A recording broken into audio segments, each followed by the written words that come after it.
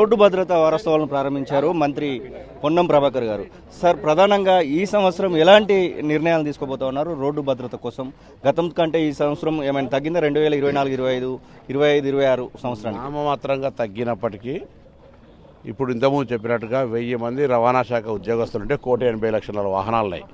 So ప్రజల భాగస్వామ్యం కావాలి.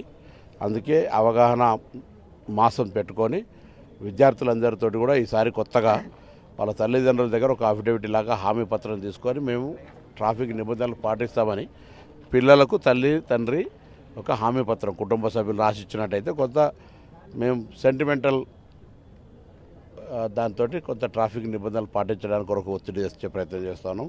పిల్లలకు కూడా అవగాహన కలగాలని ప్రతి స్కూల్కు మా రవాణా శాఖ అధికారి లేదా జిల్లా కలెక్టర్ గారి నేతృత్వంలో ఎవరో ఒక అధికారి వెళ్ళి ఒక ప్లెడ్జ్ ట్రాఫిక్ నిబంధనలు పాటిస్తాం, దీనివల్ల ఎన్ని యాక్సిడెంట్లు అవుతున్నాయి, ఎట్లా లైఫ్ స్పాయిల్ అవుతున్నాయి అని చెప్పే ప్రయత్నం చేయడము, అవేర్నెస్ అండ్ ఒక అవగాహన కలిగిస్తూ దీనిపైన ఉన్నటువంటి రూల్స్ అన్నీ కూడా చెప్పే ప్రయత్నం చేస్తాను. స్కూల్స్కు కాలేజీలకు సంబంధించినటువంటి బస్సులు ప్రధానంగా ఫిట్నెస్ సమస్యనో లేకపోతే ఏ రకంగా కానీ యాక్సిడెంట్లు గురవుతున్నటువంటి సందర్భాలు చూస్తున్నాం.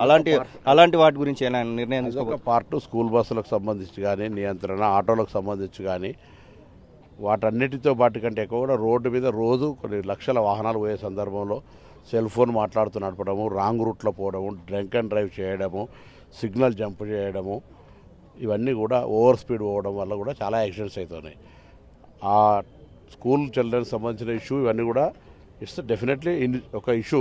బట్ దానికంటే ఈ రోడ్డు వెంబడి జరుగుతున్నట్టు ముఖ్యంగా హైవేస్, స్టేట్ హైవేస్, రోడ్లల్లో కొంత నెగ్లిజెన్సీ, ర్యాష్ డ్రైవింగ్ వల్ల ఎదుటివాడి ప్రాణాలు కూడా ముప్పు కలుగుతోంది. కాబట్టి దాన్ని ప్రివెన్షన్ చేయడానికి వీలైనంత వరకు డిపార్ట్మెంటల్ తరఫున అన్ని రకాల అవేర్నెస్ క్రియేట్ చేసే ప్రయత్నం చేస్తాం. ట్రాఫిక్ పోలీసులను ఏమైనా దీనిలో ఇన్వాల్వ్ చేయదలుచుకున్నారు? పార్ట్ ఆఫ్ ఇట్ ట్రాఫిక్ పోలీసులే కాదు, మొత్తం రాష్ట్ర అధికార వ్యవస్థను అందరినీ కూడా ఇందులో ఈ నెల రోజులు కలుపుతా ఉన్నాం.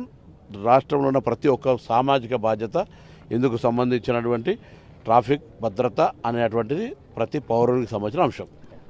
ఇది పొన్నం ప్రభాకర్ చెప్తున్నమాట. మొత్తం మీద ఈ యొక్క రోడ్ ట్రాన్స్పోర్ట్ అనేది ప్రతి ఒక్కరి భద్రత అని చెప్పేసి వారే చెప్తున్న పరిస్థితి. కెమెరా పర్సన్ అజార్తో శ్రీనివాస్, తొలి వెలుగు, హైదరాబాద్.